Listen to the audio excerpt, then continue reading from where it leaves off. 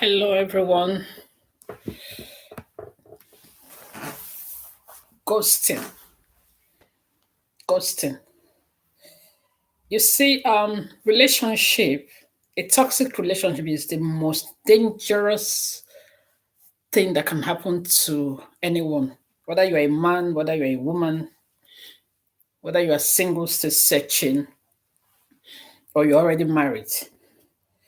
But the thing is, even when you are married, unfortunately, it's possible that you had seen all those signs in your spouse during courtship, but you ignored it.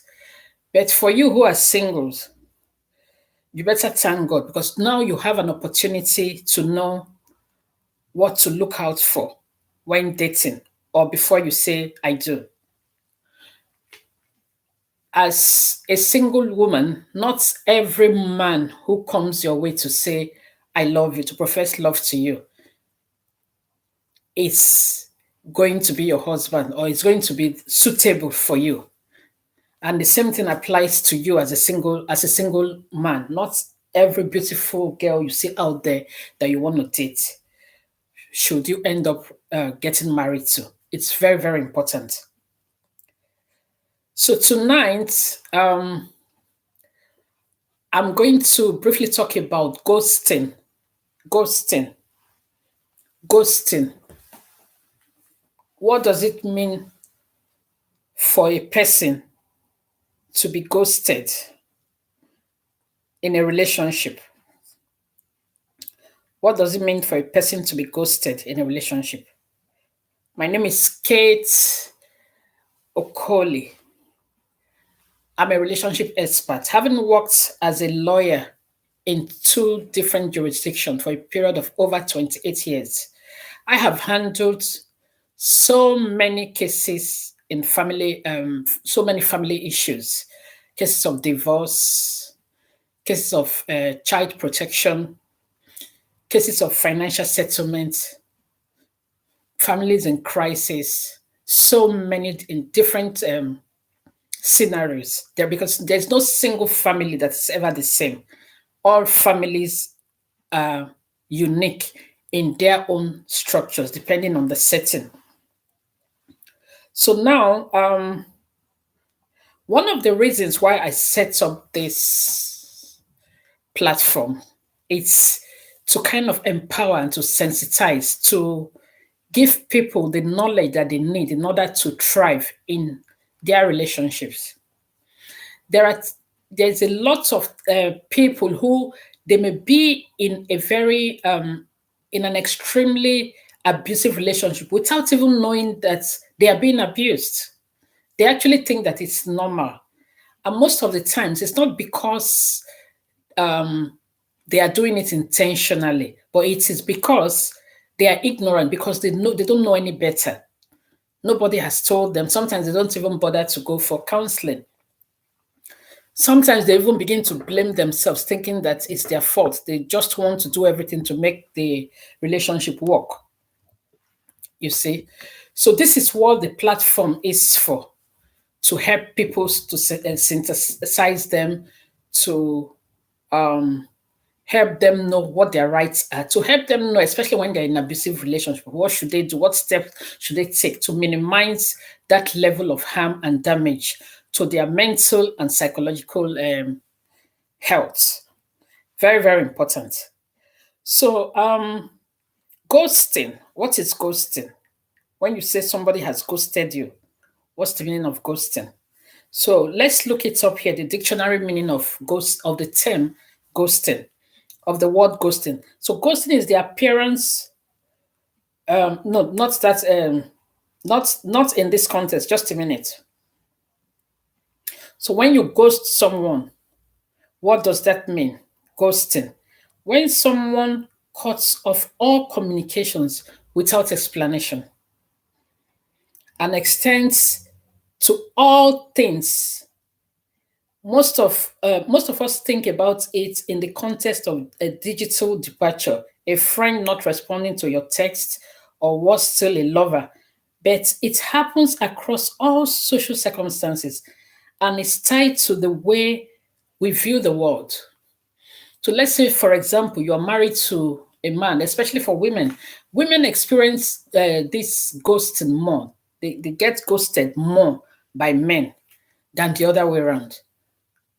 So maybe you're in a relationship with somebody, with a man, and suddenly you're thinking that everything is beautiful. You think that the two of you are working together, and then suddenly he just vanishes into thin air. You don't see him anymore. Especially, for example, during courtship. Maybe this man has been chasing you as a young unmarried girl, chasing you, trying to catch your attention, and you keep thinking that you are stringing him along. You want to play hard to get, and then he's sending flowers, sending gifts, like texting you, calling you every other day, inviting you out for dinner, for lunch, and everything. And then suddenly, the moment you just try to simmer down to start cooperating, and when you start saying, well, hang on a minute, this guy looks different. He looks like a good guy. Let me give him a chance. Perhaps he's really going to be serious with me. And the moment you just start doing that and you want to get emotionally entangled with him, he vanishes. He stops all forms of communications. He doesn't pick up his phones. He doesn't respond to text messages. Even on WhatsApp, you see that he's online. You are trying to reach him. You can't reach him. Sometimes he blocks you on all means of communication. You can't actually reach him. So what do you do in that kind of situation? It's even worse of, say you are married to a guy and then you actually thought everything was going fine and everything, and suddenly you caught him cheating. And then you're expecting that, oh, well, you caught him cheating. Perhaps he's going to apologize.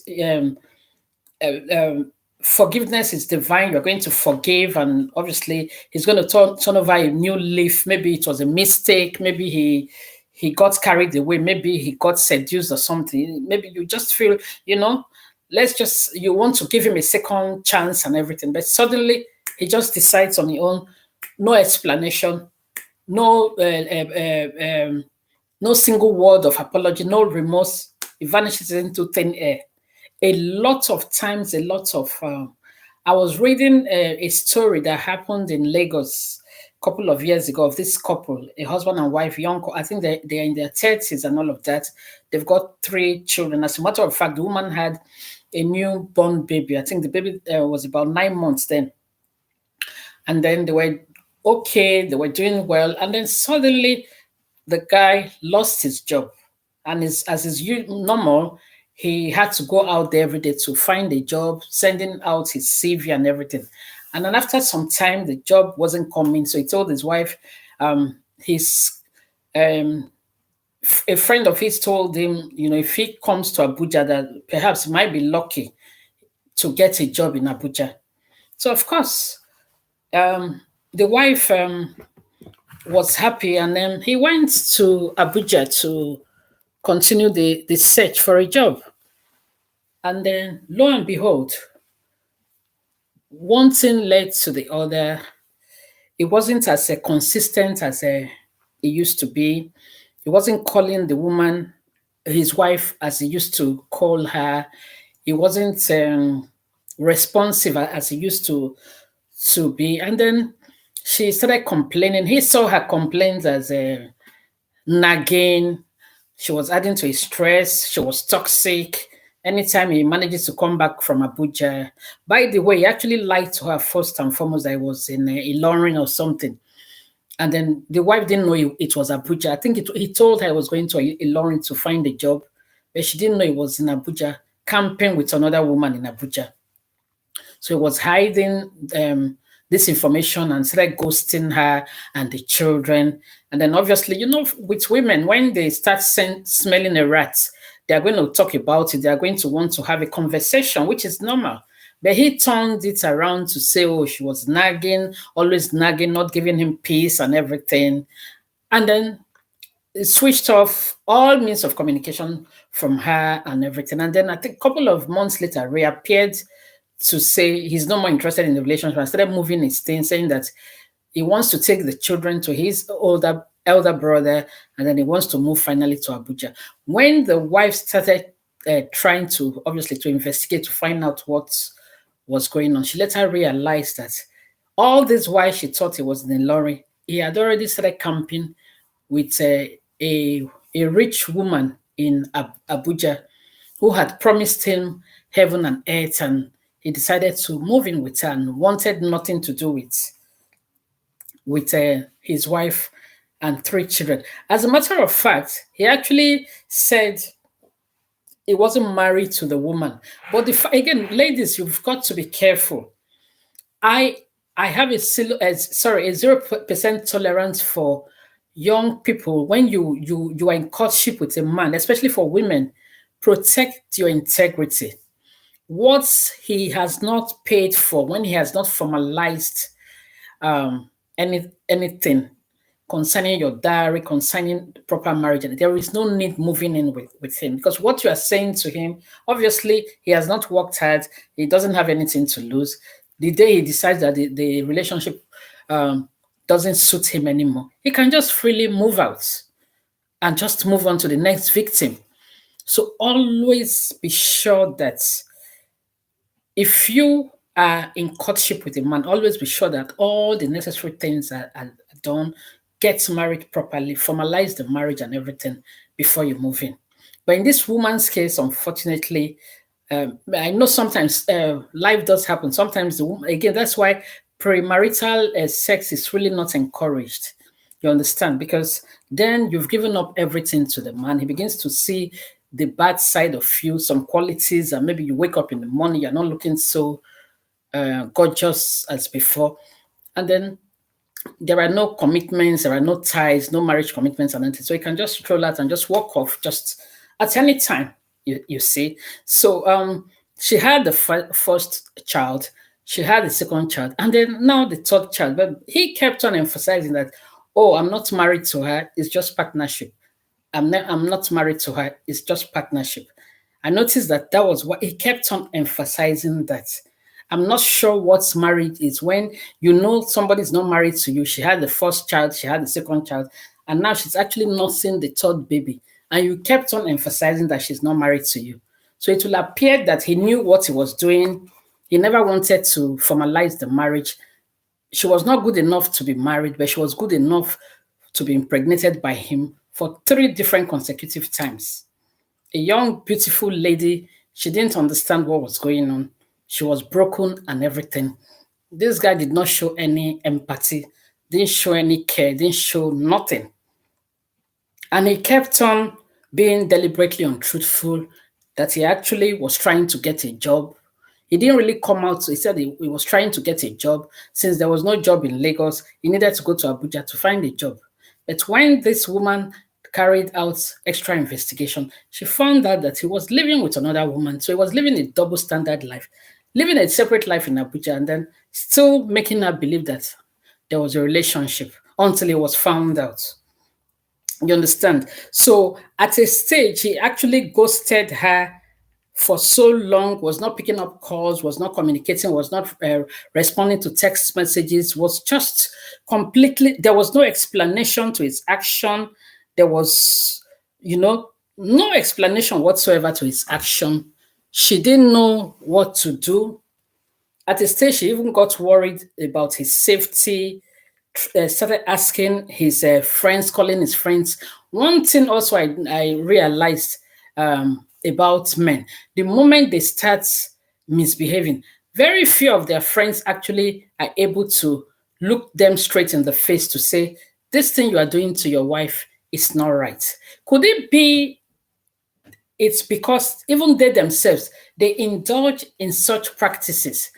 Because ordinarily, if you have a friend, you know that this man is with this woman and there are 3 young children and he's misbehaving. The woman calls you to cry to you to say, this is what her husband is doing. Why not pick up the phone or invite the man over to say, I had what your wife called me to say XYZ.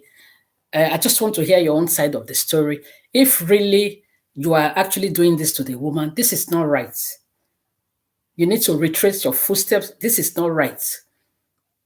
You need to think about the children. This is not right. Talk sense into that friend of yours, but you find out that a lot of times, very few men have good friends, genuine friends, or even genuine mentors who are ready to tell them the truth, to save them from themselves. I'm not sure why that is. It's like they actually, it's almost like a situation whereby they're actually praying for their friend to fail. People actually think that women are envious, are the most envious, and so jealous. They don't want progress. The only thing is that women are prone to want to kind of exhibit their jealousy. So, like when a woman is jealous of her friend or jealous of her neighbor, you see it clearly. She shows it in her words and in her action.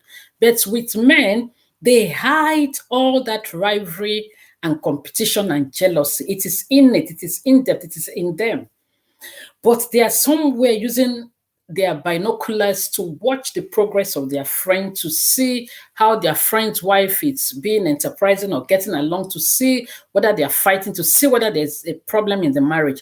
It's even worse when those friends, they have had their own stints of divorce or separation from in their own relation, and they have turbulent relationships. It's like almost like they are actually waiting for every other friend around them to go through what they also went through. So they would never intervene in a positive way in order to restore the relationship of their friends, especially when they've gone through the same thing. In fact, they will actually be the ones spreading the news to say, have you heard, our friend is having problems with his wife? Because it's almost like they want to win all their friends to their own camp, so that there will be association of either association of old bachelors, or association of old divorcees, or association of womanizers. You see that there are some clique of men who are friends. What they indulge in is to sleep around with to sleep with married women. That's their stalking trait, to sleep with married women. So when they sit down, all you hear them talk about when they are at the bar, they're having a pint and all of that. So, oh man, that lady the other time. So, oh, don't mind her, I don't pick up her call. That woman, she's trouble. They talk about these things, they laugh over their pint of beer and all everything. What they hardly understand is that they are dealing with lives. Because they are broken, these are broken men. Sometimes they are broken from their brokenness springs from the way they were raised. Maybe they were neglected by their parents when they are growing up. So this has affected their psyche. So maybe they were abandoned by their dads when they were growing up. This has also affected them. So they just derive pleasure, consciously or unconsciously, in trying to go out there, hurting people around them. They never want to be committed to a relationship. They cannot keep to one woman. They just derive pleasure in moving from one woman to the other. And they sit about it, they talk about it lackadaisically, they laugh over it. They really don't care. I was watching this video on Ivanla. I think this lady Ivanla, this woman that has a talk show, Ivanla, on YouTube the other day, and he brought this group of men men within the ages of, say, 25 to 50 something, and they were all just gathered there, and they were just talking about their baby mamas and everything. I mean, it was like, it was a whole lot where I saw men talking about how they can never keep to one woman, how they could not keep to hold on to one relationship. So they were like going from one woman to the other. The moment they impregnate, there were some of them in that group. The moment a woman gets pregnant for them, they are gone, and they move on to the next victim. Some of them, at less than 40 years of age, they have 4 or 5 children from maybe three baby mamas, 2 baby mamas, and they were confessing to all of that. And they were confessing to all of that. And then when in that video, when they now delved further into the way a majority of those men were raised, it sprang from their foundation, from the homes where they were raised. There were no positive role models, no positive male mentors. You find that most of them, their fathers did the same thing to their mothers, abandoned. Some of them didn't even know their father. Some of them would say their mom was 4 months pregnant, 6 months pregnant, and their dad just left. So they never met with their dad. They never knew him, and their mom just had the baby, raised them up until when obviously they became independent, and they started replicating that same thing that they hated when their mom told them what their dad did. They started also replicating that same thing that they hated, that same thing that they didn't like that their mom did to their dad did to their mom. They saw themselves still replicating the same thing. So you see, when the foundation is faulty, there's always a problem. There's always a woman once told me that when they were growing up, their mom invested so much into their dad's life. And then everything that their mom did, everything that she did was just to make life easy for their dad. She was a hard worker. She would grind and grind and grind, work so hard. And when she comes back home with the money, she will hand over everything to their dad. Again, this is one thing. When we are doing things in a marriage relationship, we think that the children are not watching or they don't know. They know. No matter how much we want to lie to our kids, no matter how much we want to paint our spouses bad in the eyes of our kids, when they come to the age of knowledge, they will know who did what, who did not do what, who left, who did not leave, who lied, who was dishonest. They will know who was cheating, who was being disrespectful. They will know. But there's one mistake that we always make. We actually try as much as possible to push people in the outside world to have a relationship with them. But the best form of relationships that God gave us, the people that God blessed us with in form of our children, we don't care about how to build a healthy relationship with them. We actually think that because we brought them into this world, it is automatic. It is not automatic. It is not automatic because you're a parent, because you're a mother, or because you're a father, you have the right to treat a child anyhow, or you have a right to treat a child's father or a child's mother anyhow, and the child is watching. And then when the child now becomes independent, you want the child to be happy with you just because you are the mother or the father. It's not automatic. You must work hard the same way you are building relationship with people out there. Your first responsibility is to build that relationship with your children. You must work hard to build. And building a relationship with your children has nothing to do with giving them millions or giving them money. No. Your presence must positively be felt in the lives of those children. And when I mean your presence, I mean your presence. 100%. It also revolves around the way you treat your spouse that the children know about, because you are going to be judged also by the children based on that. You are going to be hated or loved based on that. Because a time will come when these children grow up and they will remember how you treated their father or how you treated their mother. They will remember. There is no two ways about it. They will definitely remember. And they will loathe you for that. They will hate you for that. They will hate you for that if you have not played that role. And most importantly, men, you are maltreating a woman that you call your wife, and then you go behind, you brainwash the children, you tell the children all kinds of horrible things about their mother.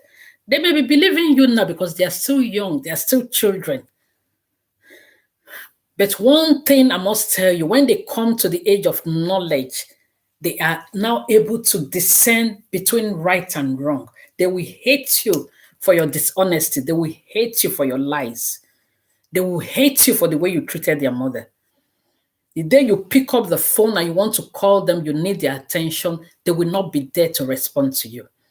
One thing that men also don't think about, they actually think that they are going to live in this world forever. They think that they are going to be young forever. They are going to be smart forever. They're going to be strong and macho forever. No. That's why the Bible says we should number our days. We should number our days with fear and trembling. We should not, until we as parents, as mothers, or as wives, as husbands, begin to number our days. Numbering your days is being intentional, being cautious of the things you do, the seed you sow around people around you. Because they are going to come back to you. It is called the law of retribution. It is called nemesis. It is called karma. So what does that mean? What you sow is what you are going to reap in your life later.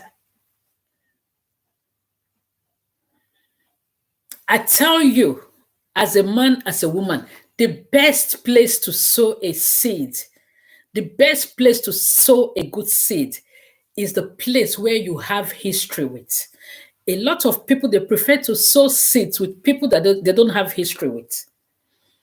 If you are foolish enough as a man or as a woman to sow your seed, your good seeds, in places or with people that you don't have history with, you might end up living a very lonely and fallen life in your old age.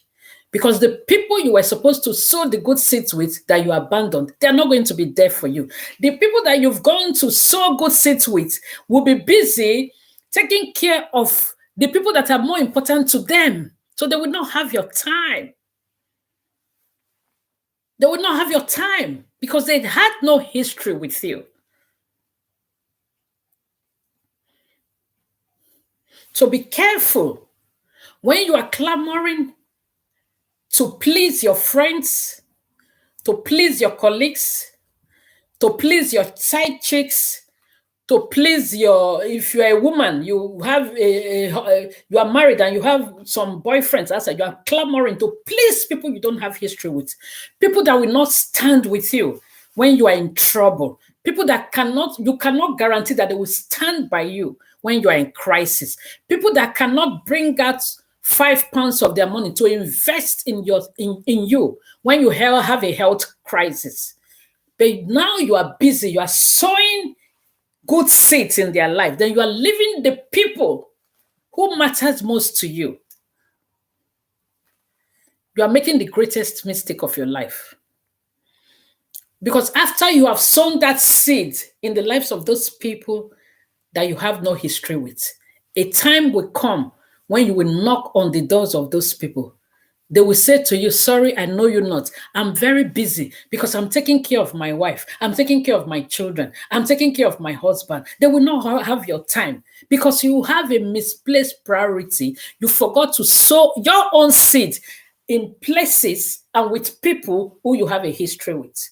So begin to map out, to ask yourself, people who you should have a history with. Begin to ask yourself, that friend of mine that I'm spending my whole time and money on, if there is a crisis, is that friend going to abandon everything and to be with me? If I lose my job, will that friend be able to bring out £200 to give me? If I lose my health, because life happens, until we begin to think about these things, we actually think that life is just where nothing is going to happen. We're going to live for 500 years. So we become reckless until we begin to look at life the way it's supposed to be. We begin to look at tragedies, change of circumstances. Life can happen at any time. Who are you investing into? Because what you sow in people's lives, that is what you are going to reap. But unfortunately, there are some seeds that you go to sow in the wrong places that you will end up not reaping from that seed. So be careful and be wise when you're sowing your seed. If you spend all your time as a man running on the streets, you're spending your quality time and your resources with women who you have no history with. A time will come when the women will not be there. Then you want to turn around to fall back on your children. They will say to you, sorry, I know you not. When we needed you to be in our lives, to be present in our lives, you were not there. And then you're going to turn around to say, oh, but I paid your school fees. Oh, but when you asked me for money, I gave you. What are you talking about? The children, they're going to say, oh, sorry. And everybody can be a dad, but not all men are fathers. You were not there to father us. And also with particular reference to women, because there have been women who, because they have remarried, they abandon their children from previous relationships. They start misbehaving. They don't want to carry that child of their previous relationship into their new relationship. So they abandon that child. This message also today is for you if you're that kind of a woman, because you don't know what that child would be. You don't know what that child would be. You may be concentrating more on the children who you are with their father now, but you don't know what this child from your previous relationship will turn out to be. It might be this child that will be the one that will take care of you in your old age. Taking care of you, you might say, oh, well, I don't need my children in my old age. I'm planning out my life. I have my life insurance. I have my health insurance. I have everything. I have money. I've invested. I have a stream of income. I will not need them. A time will come in your life when money will not be able to solve your problem. You will need humans. You need somebody to talk to. You need somebody to ring your doorbell to come and spend 30 minutes, 1 hour with you, just to talk to you over a cup of tea.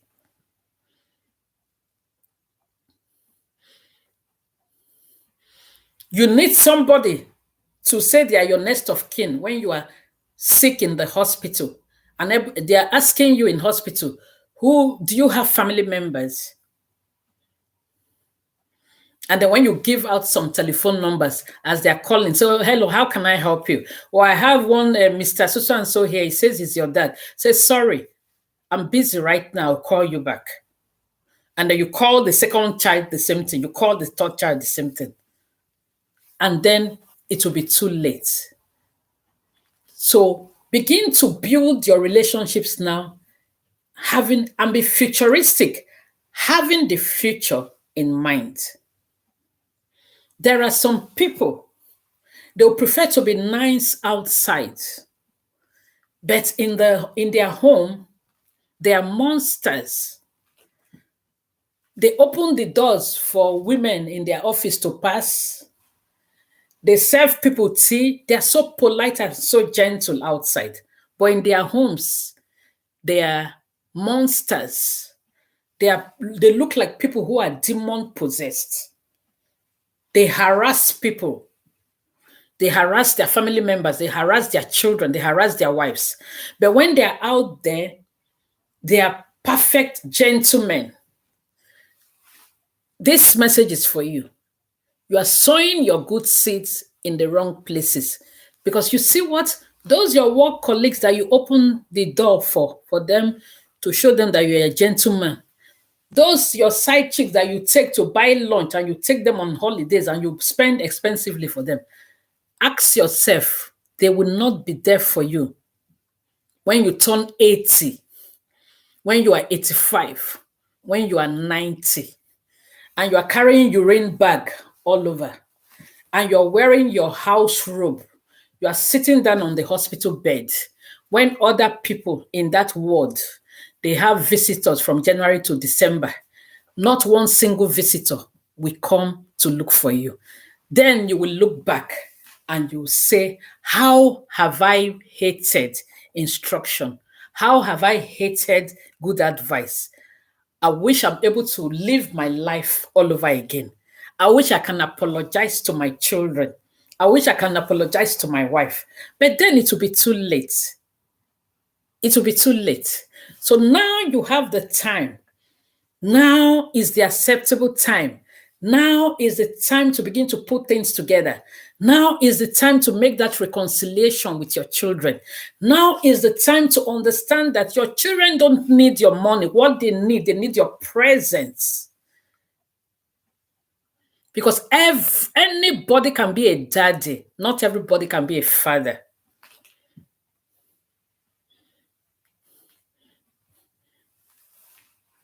Now is the time that your children need you to ask them, how were you? How was school? Are you okay? Are you happy? Now is the time that those children need you to hug them as their daddy. If you're not present in their life today, they will not be present in your life tomorrow when you need them. Now that they need you, you think you are enjoying your life, you are running from one restaurant to the other, from one hotel to the other, from one side chick's house to the other, and you think nobody is watching. A day will come, the whole memory, all the addresses of all those side chicks that you've been to that you think was a secret, everything will come, all the memory will come back to you. By then, they would have changed their own addresses. They would have been busy taking care of the people who are most important to them. You will be the least in their list of priority because they had no history with you in the first place. They are only there to kill, to steal, and to destroy, just to take from you, to use to build their own lives. I want to also mention to men who are not men enough to be fathers and to be husbands, who, even though they are married, they still tie themselves to extended family members. They tie themselves to their sisters. They take instructions from their sisters. They take instructions from their mothers. They take instructions from their fathers. They prefer their sisters and their mothers and their fathers to their wife and their children. A day will come in your life in another 30 years, another 40 years, when you will need help. You see that your sister that you are prioritizing over your wife and your children, in another 30, 40 years' time, when you will need help, she will tell you she's very busy with her own husband and her children. She will not have time for you. She will be the first one that will say to you, that is why your wife left you. You are a bad man. That is why your children left you. You are a bad man. She will be the first to taunt you because you are not wise enough to abide by the instructions of the Bible that says a man leaves his wife, a man leaves his mother and his father and clings on to his wife, and the two of them become one. You are not wise enough. You are not old enough to be married. You just got married because society said you should get married. A time will come. You will realize that you have sown your seed. You've wasted your resources, your time, your emotion, your affection, your money on people that you have no history with. People that you are giving all these resources to build their own life for the future, but you have abandoned your own life and your future to help them build their own. They will backstab you. They will throw your kindness right at your face. Years ago, I met with a client who came to seek advice from me, and he was very, very agitated. What happened was that, according to him, he's the first son of his family. So he said before his mom died, she made him promise that she was going to take care of all her younger siblings. There's nothing wrong with that. So he started playing the role of their father and their mother because they were orphans. But the thing is, he didn't know when to stop. He continued, saw all of them through school. They went through university, made sure he was even the ones that helped, even the male members of his family. He married wives for them. Even after they were married, they were now independent. He was still the one sponsoring them. He would pay their rent. He would buy them cars. He will leave his own wife and children for 6 months. He will say to them that he's going to Nigeria to do business. Sometimes the wife will give him her own money. Sometimes she will take her credit card, give to him. He will purchase everything. He will go to Nigeria. He will stay in Nigeria for 9 months, taking care of his siblings and their own. Remember, this is siblings. They now have their own family.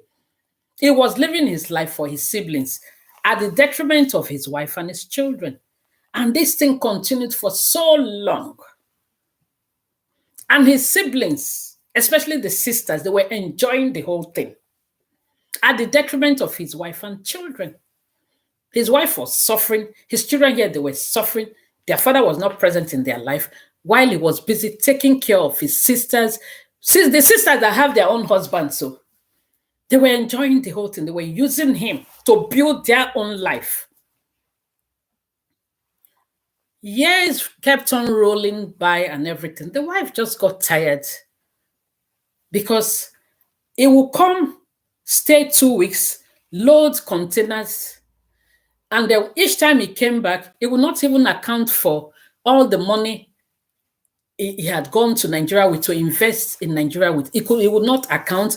It will not even pay rent or pay. Not. It wasn't responsible. The wife was now living like a single mother with her children. And this continued. The wife now got tired.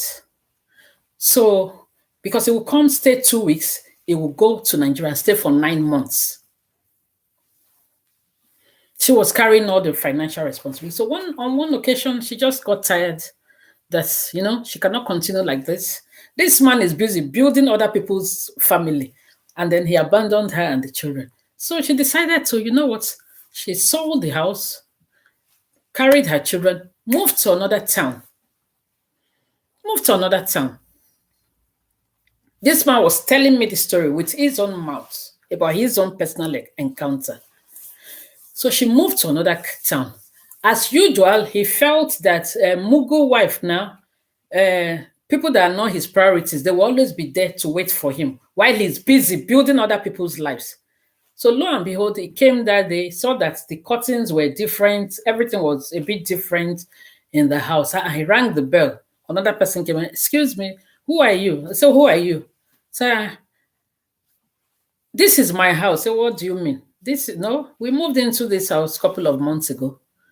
We bought the house from so and so person. Sorry, we don't know you.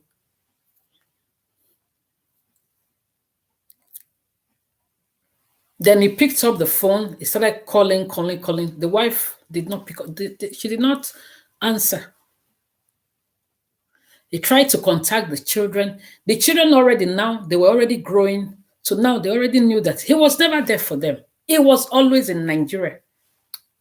Always carrying container. You carry 2 container load of goods, 1 container load of goods, 3 container load of goods to go and use to train the sister and their husbands and their children for them at the detriment of his own family.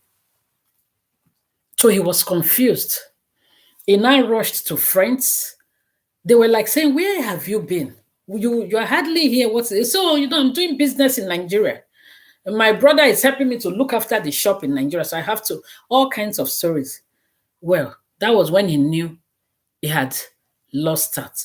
Unfortunately, you see the problems sometimes when adults, when they make mistakes, when you spend your time investing in other people's lives, the children, they will pick up other habits because there's no guidance. There's no fatherly guidance. There's no fatherly counseling. There's no fatherly presence. So where they moved to, this new town that they moved to, the son, the only son, now went and joined gang because there's no fatherly, no father figure. The mother was working around the clock, back to back, to take care of the children financially. She would come back late in the night. She didn't know what that boy was up to. This boy now went and joined a gang. Usually in the UK here, they do it estate by estate. There are some areas that are not so council estates where they have these gangs and everything. They went and joined them. They started smoking. From smoking cigarettes, he started smoking other harder substances and things like that. The year he was supposed to get into university, the thing now affected him. He started behaving. If you see this boy, 6-footer, big child, 6-footer, tall, huge boy like this. The thing now started affecting him. He started acting crazy, exhibiting some kind of challenging behavior.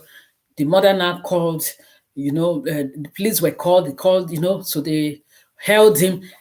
The father was telling me that When the thing will come on this boy like this, 7 men cannot hold this boy down.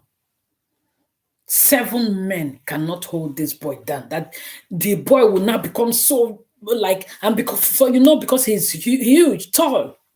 7 men, they cannot hold this boy down. And once that he starts, once he kicks off. So these are the problems. Because there was no father that was present in his life. The mother was busy going to work, trying to find money to pay bills.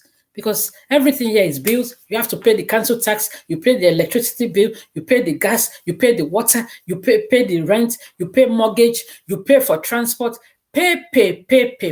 He left everything for his wife while he was busy building his sister and the 2 sisters and their husbands and their children, building them, giving them money, building the brothers and their wives, building their homes for them at the detriment of his own immediate family. And the sisters, they held him round their fingers. They will incite him against his wife so that him and his wife won't see eye to eye.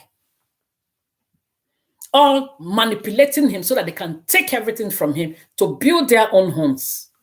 And he was foolish enough to tag along with them. So this boy ended up in hospital. He couldn't go to uni. They started treating him. At that stage, the wife now had to involve the father to say, come and see what you cost for me and my children. If you were present in this children's life, this boy, at least, if he knew his dad was on ground, he would have that fear to say, oh, my dad is around. If I close from school at 3:30, I have to be home at least by 4:30. If I'm not home by 4:30, my dad is going to be mad at me. But there was no dad. So there was even no way his mom could actually monitor when he got back from school because she was out there working. So he came back home whenever he loved. After school, he would go hang out with those boys and they were teaching him, children, when they don't find that love and attention at home, there are people out there who are ready to give them the love and attention to make them feel really good about themselves. So those people, they showed him love out there. And then they started introducing him. So, you want to be macho, you want to be high, where you'll be fearless. Have a taste of this. He said, are you sure? I said, yes, taste it. You see, you'll be high, you'll be fearless. And then he started taking the thing. Before you knew it, he graduated. And as he would take, they would laugh. He would laugh with them. That was it. It took that thing for some time. They had substance for some time before the thing now messed up his head.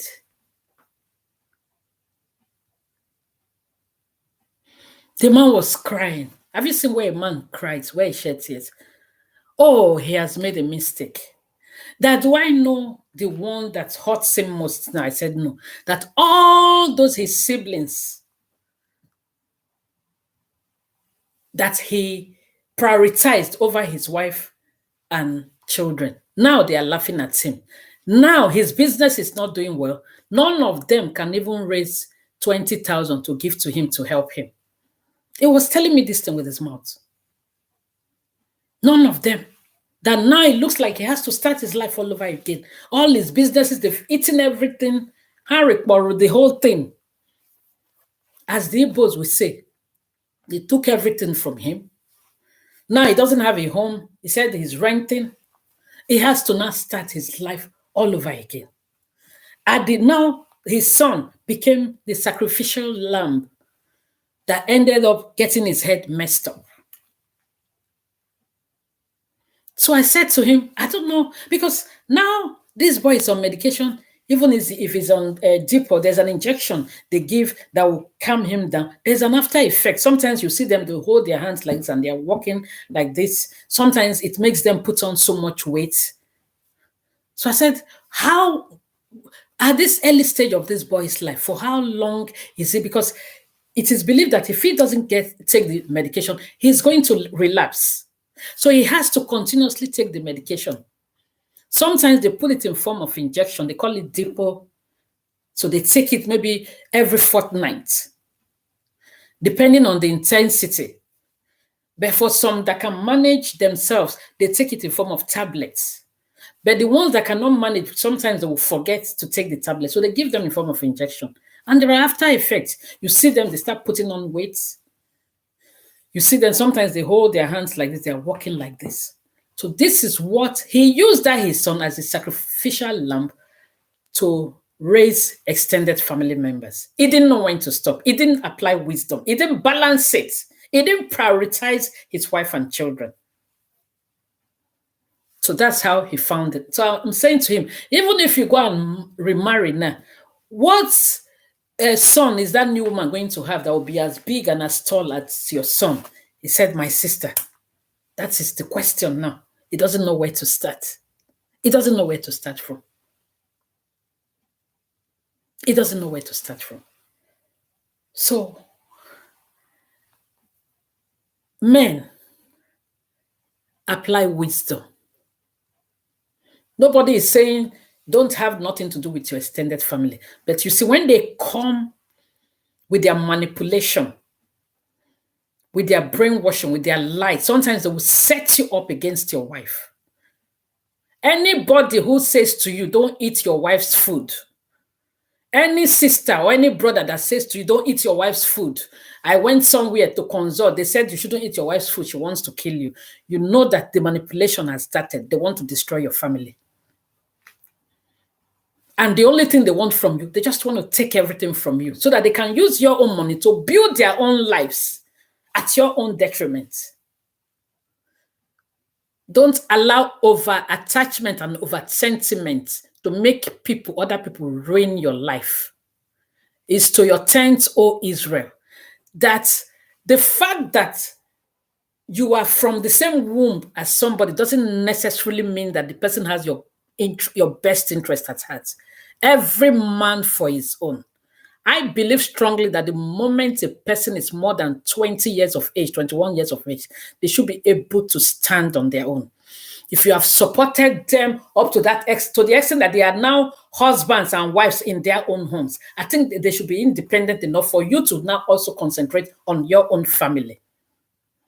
So this thing of feeling of entitlement that is being exhibited in Africa, and with particular reference to Nigeria, it has destroyed so many families. It has destroyed so many marriages because the recipients of these things, they go all out to destroy, to kill, to scatter marriages. Sometimes they don't stop physically. They go spiritual to destroy marriages. A client of mine once said to me when she joined her husband in the UK, every day the husband's father and mother, they will call and she will pick up the phone. They will say, where's your husband? She will say, oh, he's gone to work. What are you doing at home? You yourself, have you not started work? Why are you not working? Why are you not working? You are lazy. And then she will say to them, I only just came. I have to get my national insurance number. And then, try and get some voluntary jobs so that I can build up my CV before I can start finding a job. But fortunately, I got pregnant. So we're just waiting for me to have the baby, and then I can now find a job. So what are you doing there? You are sitting down there, your legs and your hands. Are you crippled? They kept on bullying her. And the only time they call to speak to her husband would be when they want money. Hey, the roof is leaking. The roof in Papa's front house is leaking. The roof at the back of the Papa's house is leaking. The front roof is leaking. The down roof is leaking. They kept on sending money for one leaking roof, like 1 million. Every day roof is leaking. Every day roof is leaking. And the man was naive enough to go and start saying to them, hey, now I'm married, my wife is pregnant, I need to take care of her. They say, okay. Oh, so this, your wife, this small girl that came, now wants to come and remove food from our mouth. Now we're talking about adults. So these are adults who are still feeling entitled. They don't want this boy to start off his own family, to take care of his young wife. Then what did they do? They went spiritual. They turned the guy's face. He will see her like this, he will be running. He will see the wife like this, he will be running. So men, you got to be careful. Nobody is saying don't help your family members, but know when to draw the line. If you know you are not man enough to be able to draw the line, then remain unmarried. Live all your life as a celibate or as a single man. Carry your whole family. Marry wife for them, marry husband for them, build houses for them, do everything for them. Please leave other people's children. Don't put don't go and marry another person's daughter and come and put her in your mess, because you are not man enough to be able to set a boundary, to know how you should prioritize, to know your role as a husband and as a father. If you know that your sisters who are already married, your brothers who already have homes of their own, they are your priority, then don't bother to bring in children into this world and then endanger your children and then make your children enemies to your sisters and your brothers. And they start consulting and becoming diabolic to think of how they will harm your children, because they see your children as a stumbling block that is preventing them from getting money from you. Some men also expose their wives and children to such dangers when they ask them for money. Rather than telling their extended family members that they don't have, they start using their wives to lie. They start using their wife to lie, making it look as if it's their wife that is stopping them from giving money, exposing their wives to danger, forgetting that their family members, they are vicious. A lot of women have been killed because of this thing I'm talking about. A lot of women have been pushed out of homes that they built from the scratch because of this thing I'm talking about. Because these people, they don't have no conscience, they don't have no fear of God. They don't have no conscience, they don't have no fear of God. They have this thing, this feeling of entitlement. And we are talking about old people. Sometimes some of them are even older than the man that they want to enslave financially. They feel that he owes them something. He must leave his own family to raise their own family for them.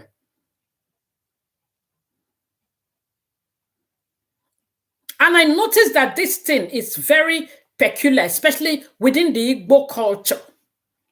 This thing is very peculiar. Because these clients that I talk, these two stories I talked about, they are from the eastern part of Nigeria. This thing is very common among the Igbos.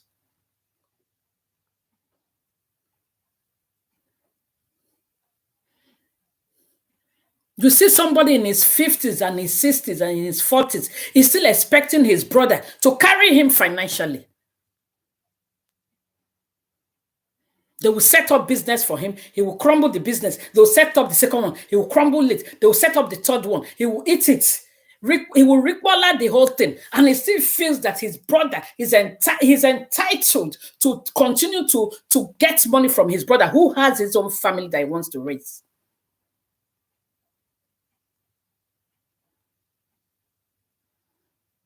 And families are being destroyed, lives are being destroyed, marriages are being destroyed because of this thing. Because they don't just stop in being physical. When they start being physical, they use lies, they use all kinds of dishonesty, they lie against the man's wife, they do everything to cause confusion between the man and his wife.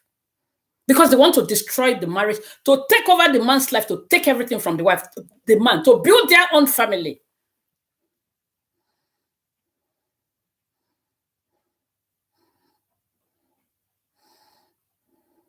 You send money to them in Nigeria for a building project, they crumble the whole money. They will not complete the building project. A lot of people who are in diaspora, they have been killed because of these extended family members who feel that they are adult extended family members who feel entitled. Most times when you see how they are living in Nigeria, they are even living better than the people who are in diaspora, who are struggling, working hand back to back every day to survive. But they still want to take that money from you, because that one that is coming from abroad is sweeter than the one in Nigeria. And so they will tell all kinds of lies to make sure that that money is taken from their brother. The interesting thing, they will never pick up the phone to say, my brother, how are you? How is work? How is your family? How are you people managing? They will never. They will never say, my brother, how do I help? I want to send crayfish, stockfish, send some food, African food ingredients over to you and your wife. I hear that the thing is expensive abroad. How do I send it? They would never think of how to help their brother, or even how to give their brother and his wife one single show of love. Is always bring, bring, bring, bring, bring. This is a satanic culture. Satanic.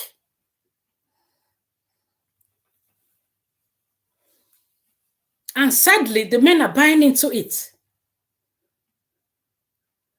And it takes a long time before the scale now falls off from their eyes. After they have finished them, then it will be too late. That client that I talked about, the sisters now are the ones telling him, oh, that's why a woman cannot stay with you. You can't marry you. That's why your wife left you. They are now the ones rubbing it in. They're now the ones rubbing it in.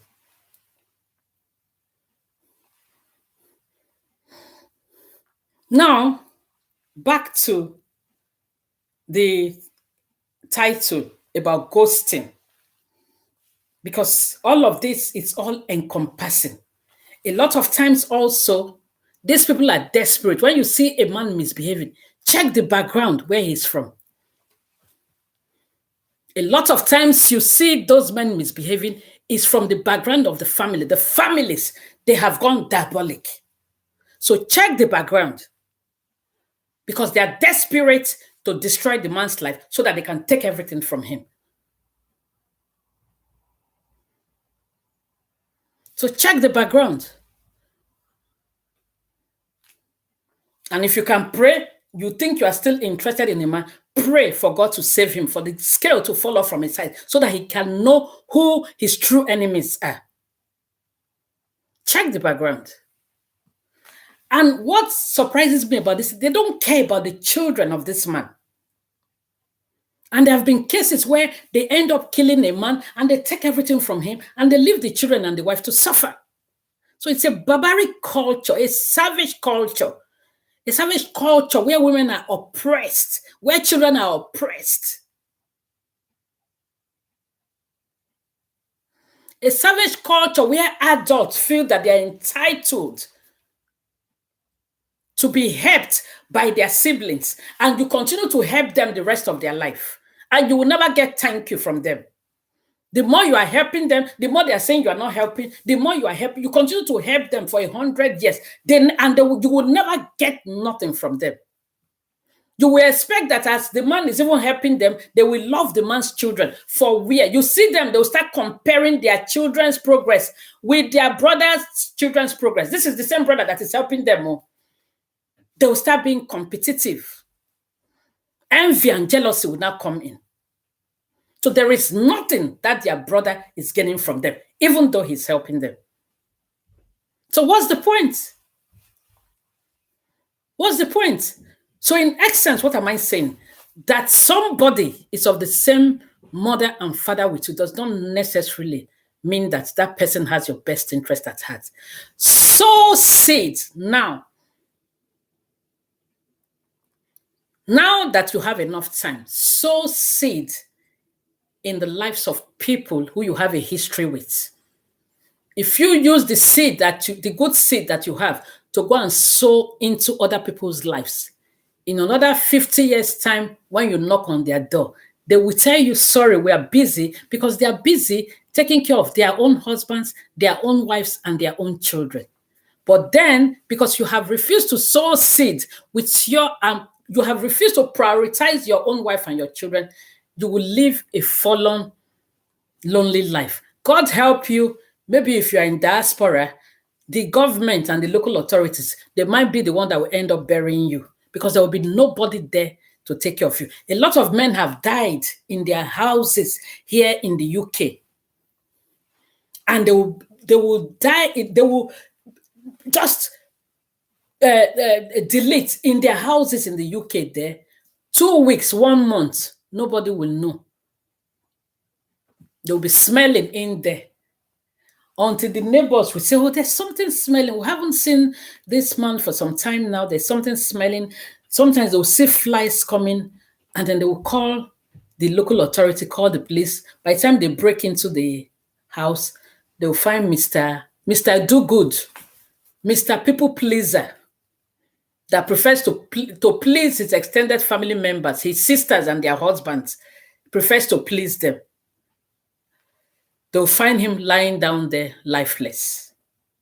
And by the time they start investigating, where is his wife? Oh, his wife and children, he has left them a long time ago. Nobody can trace them. They end up getting buried by the local authorities. A whole lot of men. And this thing also is actually common within the Igbo community in Birmingham. Because I've had so many stories in Birmingham of so many Igbo men that ended up like that. Men, a word is enough for the wise.